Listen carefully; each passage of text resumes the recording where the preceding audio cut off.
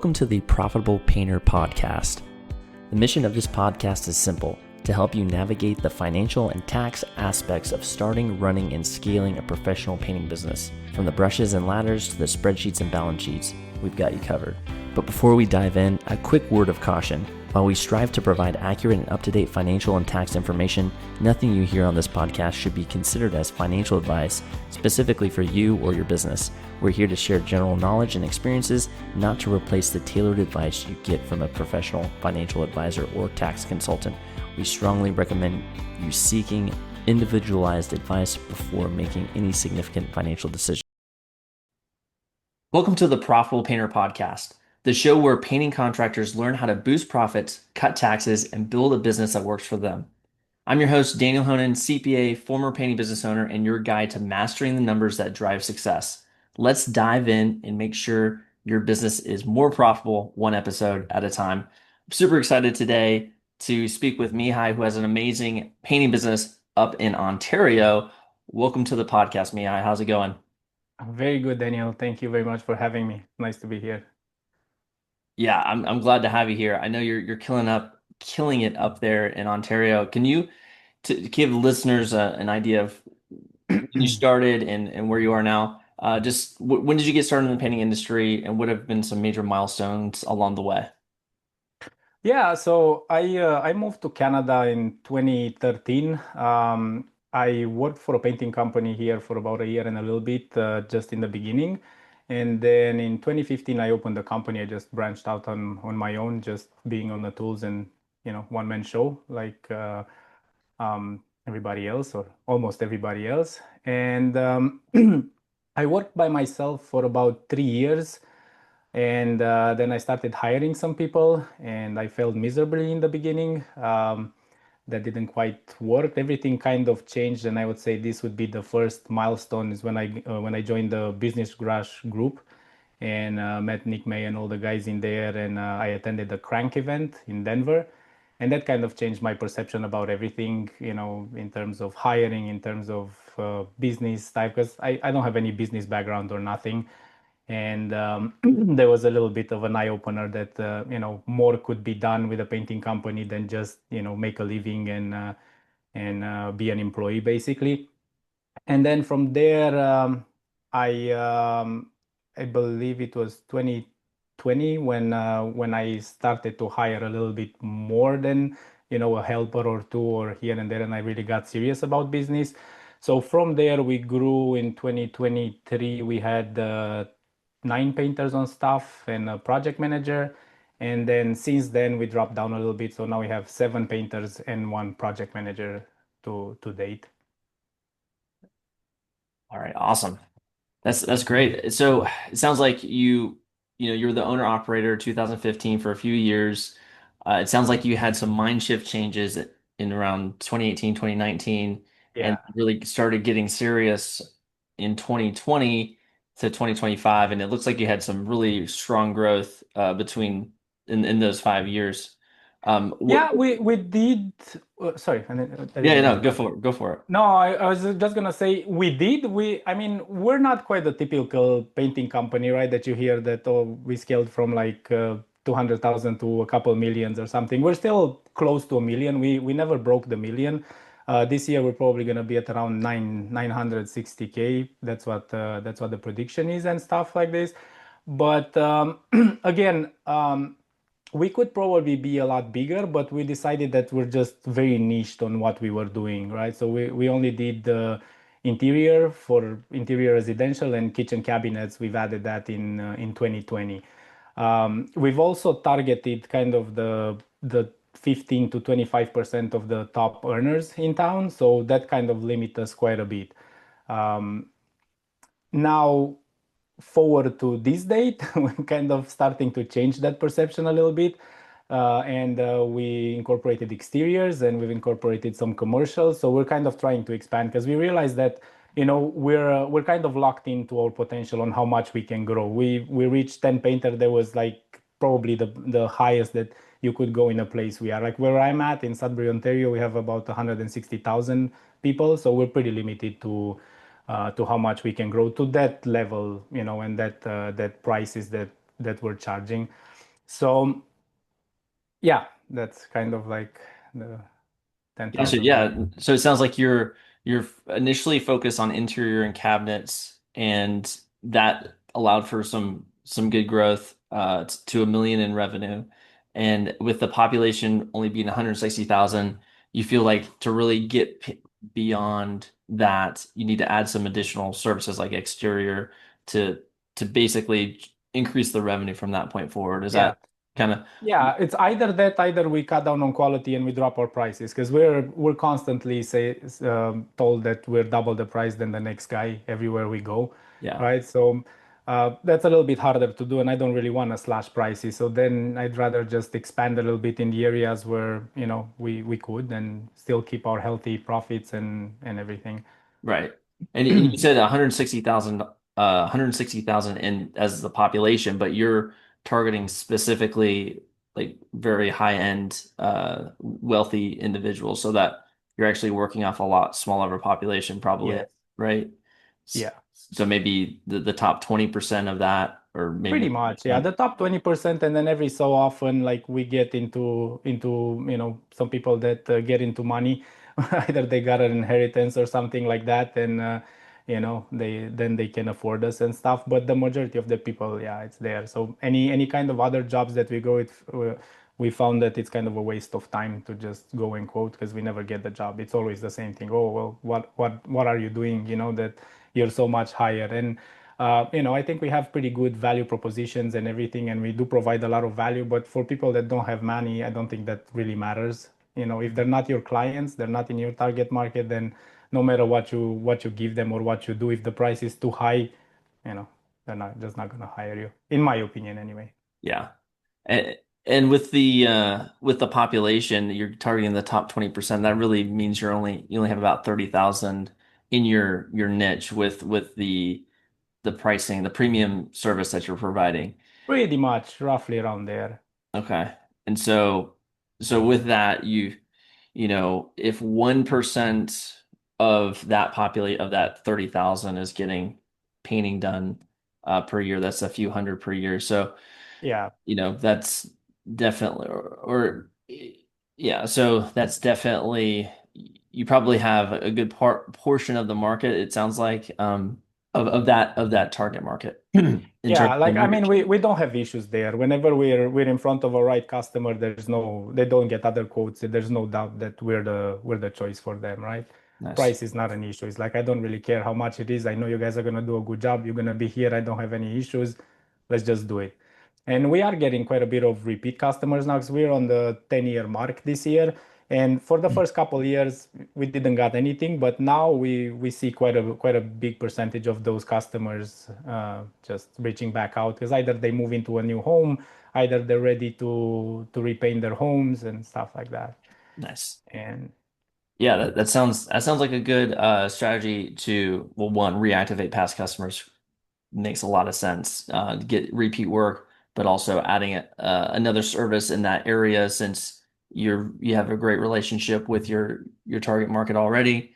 Add in services that are close, exterior painting. You're already doing yeah, interior painting, so that makes a lot of that sense. helped us quite a bit because whenever I send the first mailer out saying that we're starting to do exterior, we got a big influx of our repeat customers just saying, "Oh my God, I'm so happy that you guys are doing that now. I have this, I have that, I have the other thing." You know what I mean? Yeah, So we got a lot of jobs that way to start, which is nice because it's the same thing. You can charge the pricing that you want and maybe a little bit higher just to kind of make sure that you don't lose your shirt in the beginning when you're first learning production rates and all that stuff. yeah, I mean, I got a lot of production rates from other people in the community and stuff, but until you get your own, you're still kind of winging it. nice. No, that's awesome. And I'd like to go back a little bit Yeah. to in 2019 timeframe. Sounds like you had some mind shift changes in regards to hiring. Could you go into more detail on what what was holding you back? Maybe some mindsets that you had that kind of were limiting you, and what changed, and how did that impact your business? Absolutely. Like for me, I'm a perfectionist, and like since I started, I was just every nick, every little thing, everything has to be perfect, right?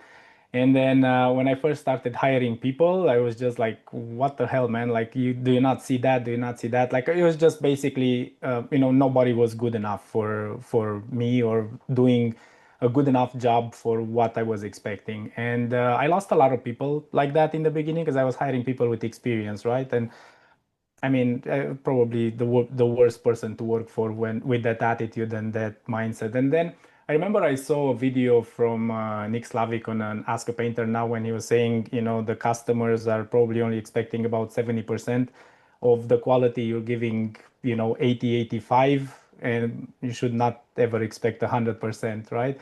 And that was kind of the first thing that I'm like, maybe I am a little bit, like trying too hard and maybe I don't really need to go that extra mile because nobody's ever gonna see it. And so that was the first thing. And then I always thought that okay, you're never gonna be able to find people to work for you. It was that mentality that you can find people, you can find good people, and all that stuff. And it was also limiting myself that I'm in a smaller market and I kind of knew almost all the painters. Nobody was doing a good enough job. So I'm like, okay, well, I guess I'm just gonna be by myself, and just make a living like this. Decent living, mind you, but you're still an employee. Like it's that's what it is. And then the next big change was when I went to the Crank to Denver when I met Nick May and a lot of other guys on that program, and I saw that everybody had bigger businesses and they had 10, 20, 30 guys, 40 guys. I'm like, well, obviously I'm missing something because if so many people can find people and can build a business that thrives and is profitable and you can get yourself out of the field and just focus on the business side of things and actually just treat it like a business, right? So when I came back, I just kind of went with that attitude and just tried to not expect as much from the people and just kind of try to give a break and to understand that nobody's ever gonna do it as good as I'm doing it to my standards anyway, like to myself, and that nobody's gonna give a crap, excuse my language, as much as I do for everything, and just really started to build systems instead, right? Rather than every time going on the field and just lay down on them and hey, you didn't do this, you didn't do this and stuff. I'm like, okay, well, how can I reverse this? How can I be proactive so I make sure that all these things are done in advance? So started implementing company meetings every Wednesday morning. That's like standard, no matter what happens. 8:30 to 9:30 is a full company meeting with everybody.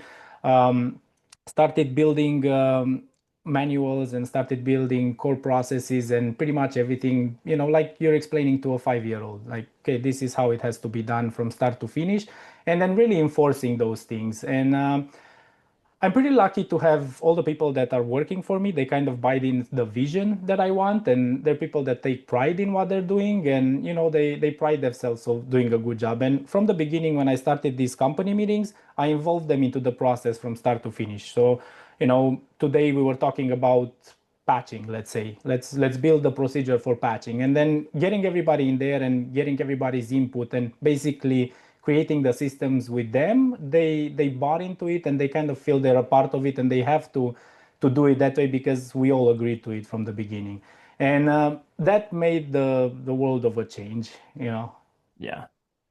Okay, cool. So it sounds like uh one of the mindsets where your standard was so high that it was the customer doesn't even care about the things that you were caring about. It sounds like Yeah.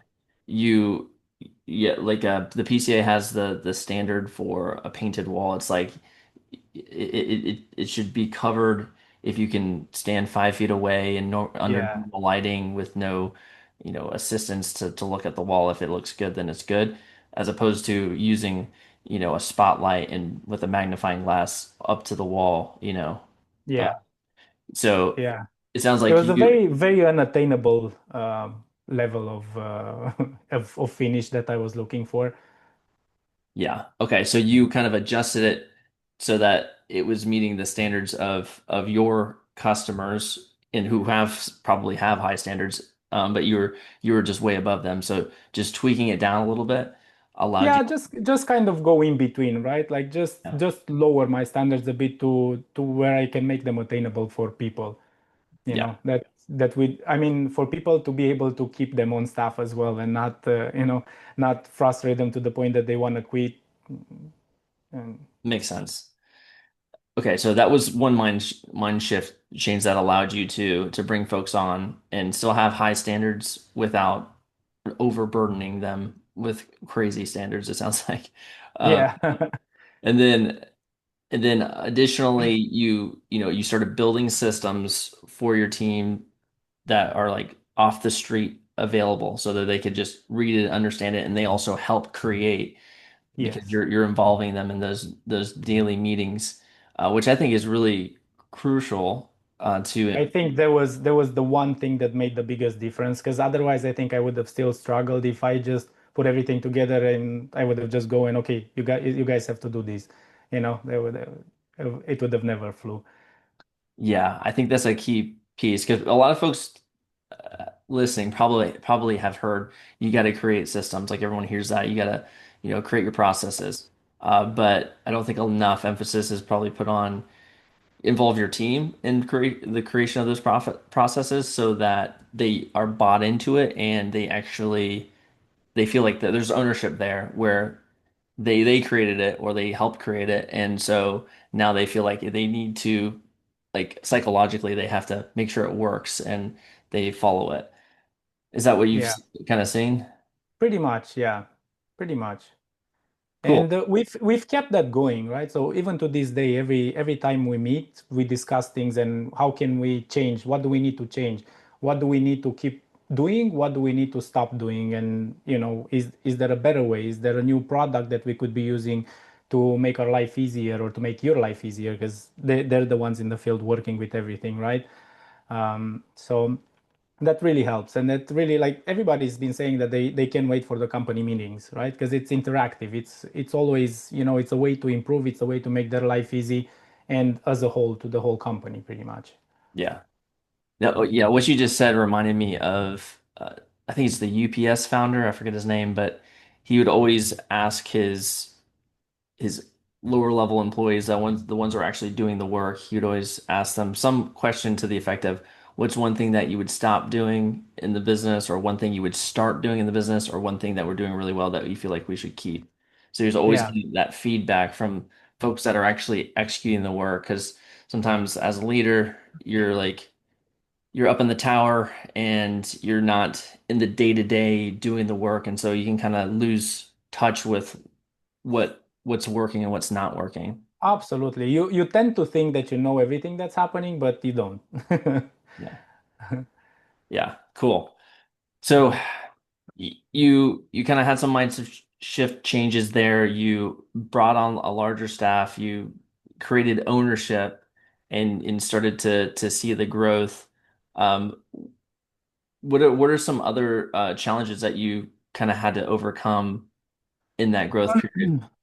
Well, the next one was when I hired my project manager, and there was the delegation part and letting go of things. There was the next one, because I was kind of a control freak. I really needed to know everything and do everything, and if somebody wasn't doing it right, I was the only one that could do it right or fix it, or rather than spend the time to teach somebody how to do it, I was just like, oh, it's gonna take me longer to teach you. I'll just do it, kind of thing, right?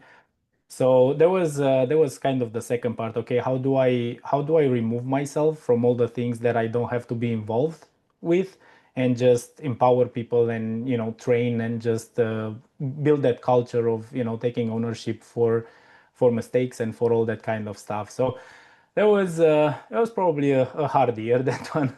Just mentally, more than anything. But I mean, we've kind of overcome it. Like, I still have the tendencies every once in a while to just revert back to that, and then I'm just reminding myself, nope, not a good way.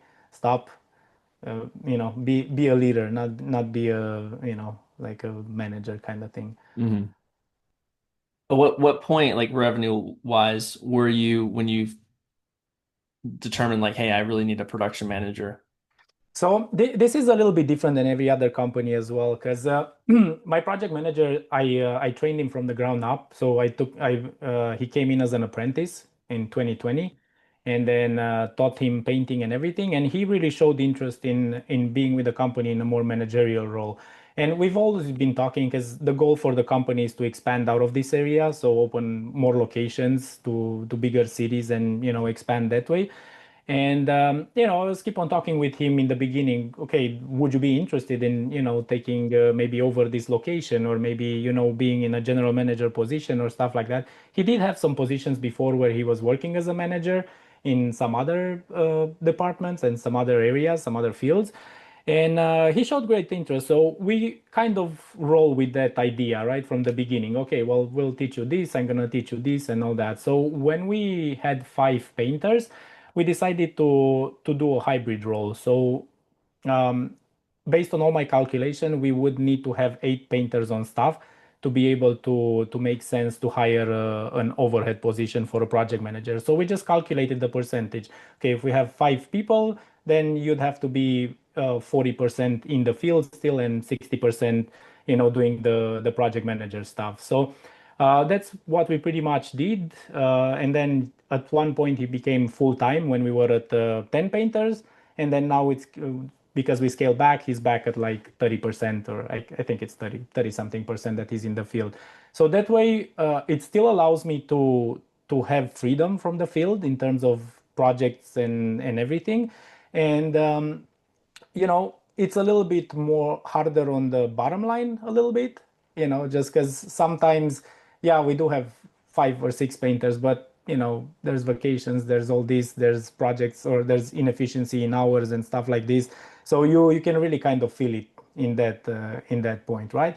But I'm very happy to just not have to be there all the time and be able to focus on the things that really matter for me, and have my time and enjoy my life to the way I want to live it. So Yeah. I think that the way you handled bringing on that production managers sounds really smart because you basically have a blended role, and so 10 painters would mean that you would need a production manager to manage them 100% of the time. But if anything below that, you basically, okay, if we only have 8 painters, that's 80%. If it's six no, painters, it would be for 8 painters. oh, That's eight painters. 100%. That's a full Eight painters. time. That's how I calculated Gotcha. based on our numbers and everything. But it was easy for him to do 10 because it was still kind of the same amount of jobs because 3 of those were trainees. So when you put Gotcha. weight for weight, it was still kind of like 8.25 painters or something like that based on their weight. So it was good. So 8 painters, 100% production managers. That's Yeah, like 4 crews approximately if you're doing 2-man crews, right? yeah, something Um, like that. okay. And then if there was only six, then he's basically 75% doing production management work, and the other Yeah, 25% he's grabbing a brush he's and jumping painting. in Yeah, with the crew. Yeah. yeah. Okay. Cool. Now that's a cool way to kind of think about it and basically have that blended role so that it's a win-win still because a lot of folks I feel like they when they're trying to hire a production manager, they feel like it's all or nothing, where I need a Yeah. production manager, they're going to just do production management and not blend the role at all. And so it kind of handcuffs them into that. And when I think that's a creative solution, I think that it seemed like it worked. It's working. It works beautifully. Like he's been for 2 years now, 2.5 years in this role, and I've also been training him into sales and stuff because ultimately he's going to be taking over my position as a general manager when I move from here and open another locations and stuff. So what does that allow me to do is like I can leave anytime from the company. So last year I took 3 months vacation and I was out of the country for the most part, and he was pretty much running the show, right? Sales and everything. And like I have commissions and bonuses and everything tied to it, so they're making really good money. I probably made the same money last year as he made, right? But for me, what that allows me to do, having the freedom to just leave whenever and know that everything's being taken care of, and also knowing that I'm not sacrificing the net for it, just because it's hybrid. Like if I'm not here, uh, I don't pay myself. I mean, I pay myself, but you know what I mean. Like I'm just kind of like I'm a shareholder when I'm not around here. He's taking Mhm. the percentage and everything. So that's been working really good. Yeah, no, that's amazing. 3 month vacation last year.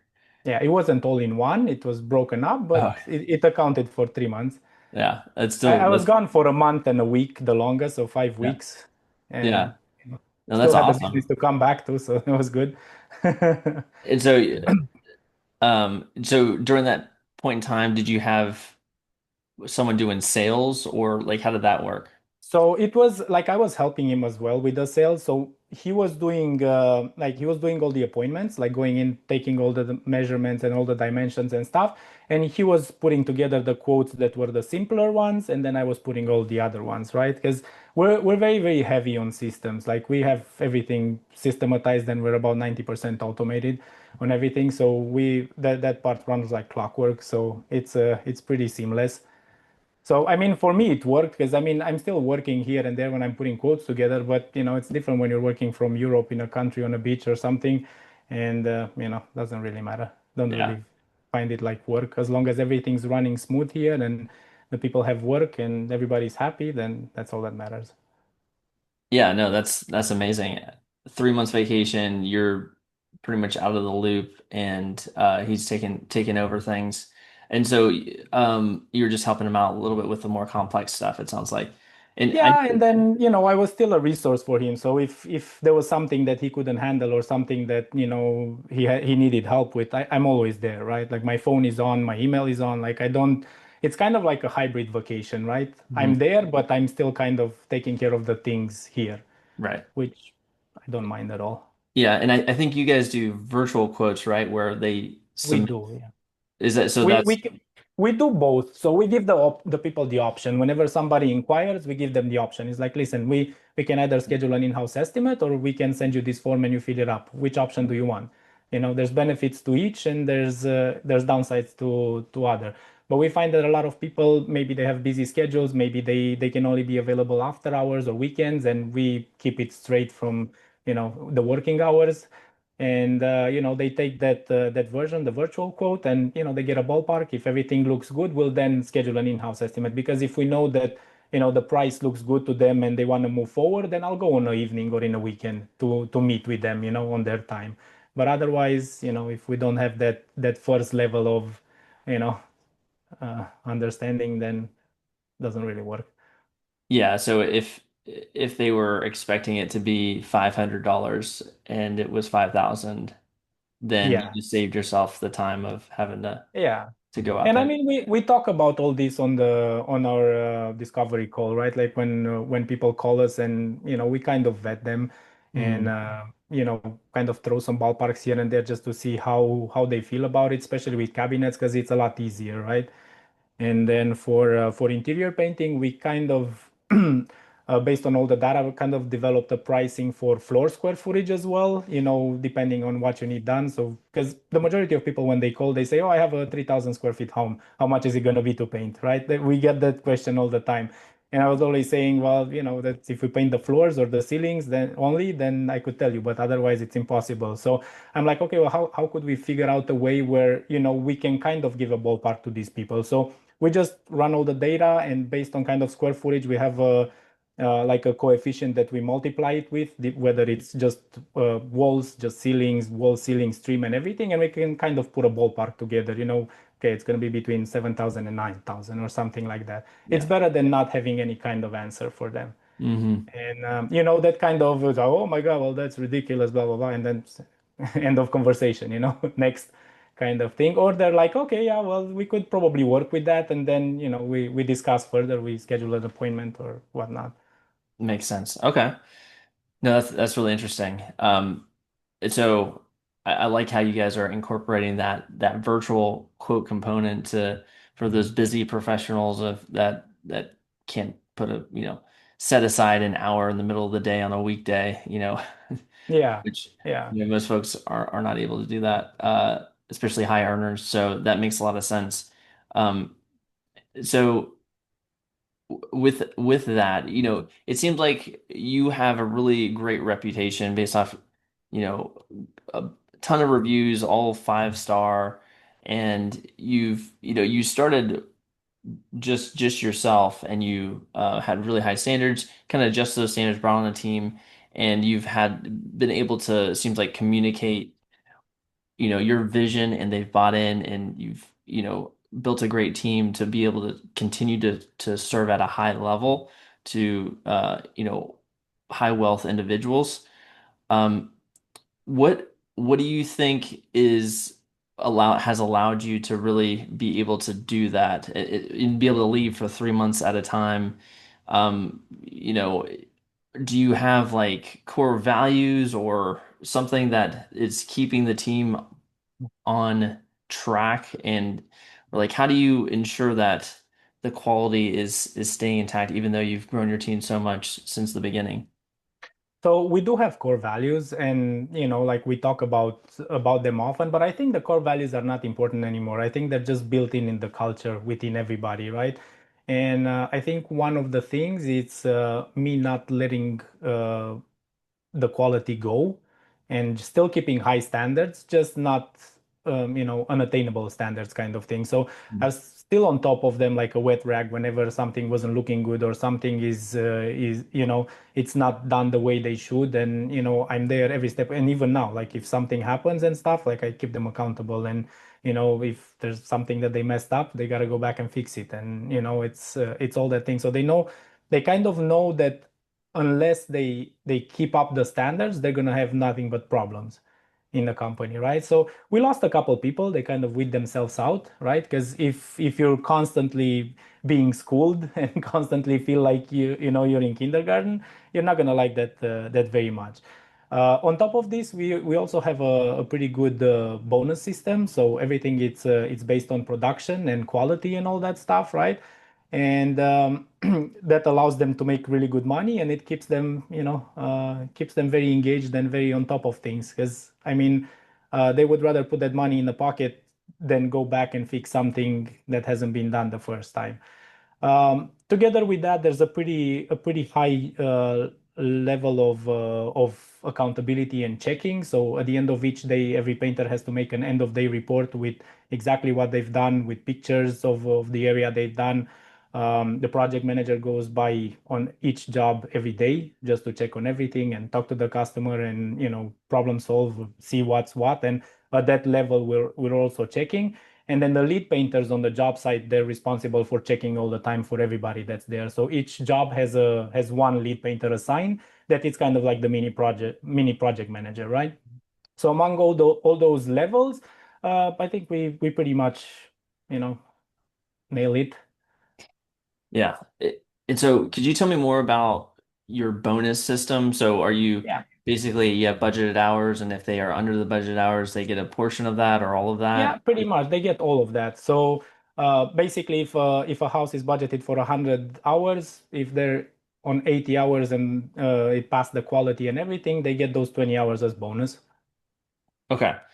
So if budgeted for 100, they do it in 80, they get 20 as long as it passes a quality check. Is this done by Yeah, the production manager or? yeah, Okay. yeah, by the project manager. And then there's a caveat to that because if there's ever a callback for that job, then that's gonna count towards the bonus for, it doesn't matter if that bonus for that job has been paid already, that's gonna count into the total bonus for the next month or next period, right? Gotcha. Okay, So so they get then the bonus pretty like as soon as the job is done in the next it's payroll monthly. cycle. At the end of the month, the next pay period, they're gonna get their bonus for the previous month. And we keep this very accurately. We actually keep it per room, per person, how they work, right? Because, like, if let's say you have two people working in an area or three people working, or how should I say it? Yeah, I mean, if there are multiple people working in an area, right? We kind of like to keep track of each area. No, I'm probably saying that wrong. Sorry, you're probably gonna have to cut that in the edit. If you would have, let's say, 4 or 5 people on a job site, right, and you're bonusing everything on a job site, it would kind of not be fair, right? Because if some people are working on a high area or some people are working in bathrooms versus something else, that would be kind of not fair. So like this, we keep track per room. So let's say John worked in 3 bedrooms upstairs, then he's going to be bonus just for those 3 bedrooms that he worked in. right? And that kept everything very fair, and they appreciate that because Yeah. it's like, okay, well, it's I'm actually being bonused on my work and on my productivity, not somebody slacking downstairs on their phone and I'm busting my ass up here. Mm. No, that's really, really, that's really cool. So, because I've never heard of someone. I mean, obviously, I've heard of the bonus system, but never by area. Um, so if John is assigned the bathroom and the hallway and the kitchen, he gets a budget for those three areas, and then. So everything is budgeted. Like when they get the budget, they get it broken down by room. So Mhm. this bedroom has 5 hours, this Yep. living room has something. And the way we do that at the end of the job, when they do their, and I mean, at the end of the day, when they do their end of day report, then they specify, they break it down exactly like how many hours I worked in this room, how many in this, how many in this, with pictures and all the description. And that's being timed into the timesheets, but it's also broken up per room. So at the end of the job, you have exactly everything broken down Nice. with percentages. If there's, two or three people working in the same room, so you say you have an open concept and somebody worked, 5 days and somebody worked 2 days, then that's broken down percentually based on how many hours they worked to the full hours of the job or of the So area, I should say.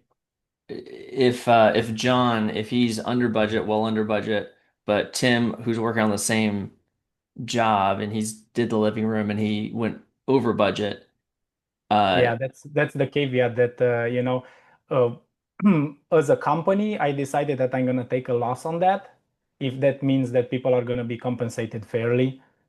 You know what I mean? Because we've had jobs where some people are making 20, 30 hours of bonus, but the job is actually over budget. You know what I mean? yeah, yeah, But it's I wouldn't feel that it's fair for the people that that worked really good and they brought those rooms under budget to be penalized for the other people that messed up, right? yeah, I think that's one of the things why our culture is really good because they know that everything's very fair and very transparent and they never have to worry about anything kind of like that. But I know what you mean. Like that's always I'm like, why did I do this? I should have done it the other way around. But you yeah. know, I mean, no, that's definitely giving the employee a really great opportunity. And I'm assuming like the folks that are not hitting the budget, they're probably, I guess, what's the process for them? Like if you have someone that's consistently not hitting the budget, since they're gone. they're not getting the They're pressure from gone. the, Like in 2 months, they're gone. They don't yeah, last. Because I mean, fair enough. One job, two jobs, three jobs. Maybe you have a bad period. Maybe something's going on at home. You're not sleeping. Things like that, right? But if it's consistently, then that obviously something's gotta give. So what I've done in the past, I didn't fire them, but I just dropped their price to the percentage that they're actually working. So we have I mean not average, our a painter that's at 100% weight, it's making $30 an hour. And that's kind of the base. So if you're at 80%, then it would be 30 times 80%, right? So I yeah, just dropped their salary to exactly what they're producing. And then there's no bonus there. But I'm yeah. also not paying extra. So That that makes that sense. kind of that didn't really happen. Like I've done it a couple times, but the people left anyways, right? So Yeah, uh, that makes nobody's sense. gonna stick around and Yeah. stuff. Yeah, no, it makes sense. It sounds fair. Cool. Well, this has been a really great conversation. I think you've provided a ton of value to folks that are listening with the bonus system that you just went through, with the blended role that you have for your production manager, the mindset changes that you went through. I think will help a lot of folks. Do you have any closing thoughts or anything for the audience?